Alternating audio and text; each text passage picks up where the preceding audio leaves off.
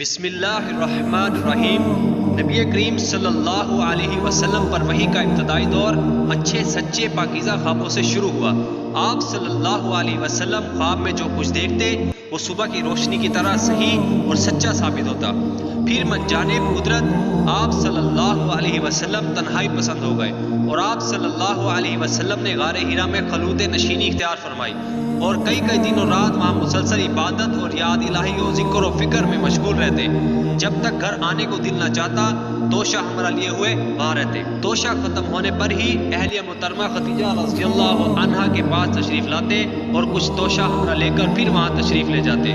یہی طریقہ جاری رہا یہاں تک کہ آپ صلی اللہ علیہ وسلم پر حق منکشف ہو گیا اور آپ صلی اللہ علیہ وسلم غار حرا ہی میں قیام پذیر تھے کہ اچانک جبرائیل علیہ السلام آپ صلی اللہ علیہ وسلم کے پاس حاضر ہوئے اور کہنے لگے کہ اے محمد پڑھو۔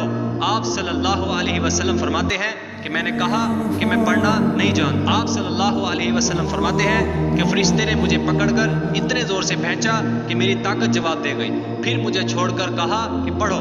میں نے پھر وہی جواب دیا کہ میں پڑھا ہوا نہیں ہوں۔ اس فرشتے نے مجھ کو نہایت ہی زور سے پھینچا کہ مجھ کو سخت تکلیف محسوس ہوئی، پھر اس نے کہا کہ پڑھو۔ میں نے کہا کہ میں پڑھا ہوا نہیں ہوں۔ فرشتے نے تیسری بار مجھ کو پکڑا اور تیسری مرتبہ پھر مجھ کو پھینچا، پھر مجھے چھوڑ دیا اور کہنے لگا کہ پڑھو اپنے رب کے نام کی مدد سے جس نے پیدا کیا اور انسان کو خون کی پھٹکی سے بنایا، پڑھو اور آپ کا رب بہت ہی مہربانیاں کرنے والا ہے۔ بس یہی آیتیں آپ صلی اللہ علیہ وسلم جبرائیل علیہ السلام سے سن کر اس حال میں غار حرا سے واپس ہوئے کہ آپ صلی اللہ علیہ وسلم کا دل اس انوکھے واقعے سے کانپ رہا تھا۔ آپ صلی اللہ علیہ وسلم خدیجہ کے ہاں تشریف لائے اور فرمایا کہ مجھے کمبل اوڑھا دو، مجھے کمبل اوڑھا دو۔ لوگوں نے آپ صلی اللہ علیہ وسلم کو کمبل اوڑھا دیا۔ جب آپ صلی اللہ علیہ وسلم کا ڈر جاتا رہا تو آپ صلی اللہ علیہ وسلم نے اپنی زوجہ محترمہ خدیجہ رضی اللہ عنہا کو تفصیل کے ساتھ یہ واقعہ سنایا اور فرمانے لگے کہ مجھ کو اب اپنی جان کا خوف ہو گیا ہے۔ آپ صلی اللہ علیہ وسلم کی اہلیہ محترمہ خدیجہ رضی اللہ عنہا نے آپ صلی اللہ علیہ وسلم کو فرمایا کہ آپ کا خیال صحیح نہیں ہے۔ اللہ کی قسم اللہ آپ کو کبھی رسوا نہیں کرے گا۔ آپ تو اچھے اخلاق کے مالک ہیں، آپ تو کنبہ پرور ہیں، بے قصوں کا بوجھ اپنے سر پر رکھ لیتے ہیں، مفلسوں کے لیے آپ کماتے ہیں، مہمان نوازی میں آپ بے مثال ہیں اور مشکل وقت میں آپ امر حق کا ساتھ دیتے ہیں۔ ایسے اوصاف حسنہ والے انسان یوں بے وقت ذلت و خواری کی موت نہیں پا سکتا۔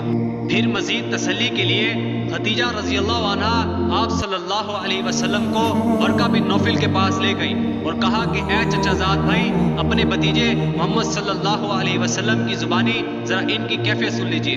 چنانچہ آپ صلی اللہ علیہ وسلم نے از اول تا آخر پورا واقعہ سنایا، جسے سن کر ورقہ بے اختیار ہو کر بول اٹھے کہ یہ تو وہی ناموس معزز رازدان فرشتہ ہے جسے اللہ نے موسیٰ علیہ السلام پر وحی دے کر بھیجا۔ کاش میں آپ کے اس عہد نبوت کے شروع ہونے پر جوان عمر ہوتا، کاش میں اس وقت تک زندہ رہتا جبکہ آپ کی قوم آپ کو اس شہر سے نکال دے۔ رسول اللہ صلی اللہ علیہ وسلم یہ سن کر تعجب سے پوچھا کہ کیا وہ لوگ مجھ کو نکال دیں گے حالانکہ میں تو ان میں صادق و امین و مقبول ہوں؟ ورقہ بولا ہاں یہ سب کچھ سچ ہے، مگر جو شخص بھی آپ کی طرح امر حق لے کر آیا لوگ اس کے دشمن ہی ہو گئے۔ اگر مجھے آپ کی نبوت کا وہ زمانہ مل جائے تو میں آپ کی پوری مدد کروں گا۔ مگر ورقہ کچھ دنوں کے بعد انتقال کر گئے، پھر کچھ عرصہ تک وحی کی آمد موقوف رہی۔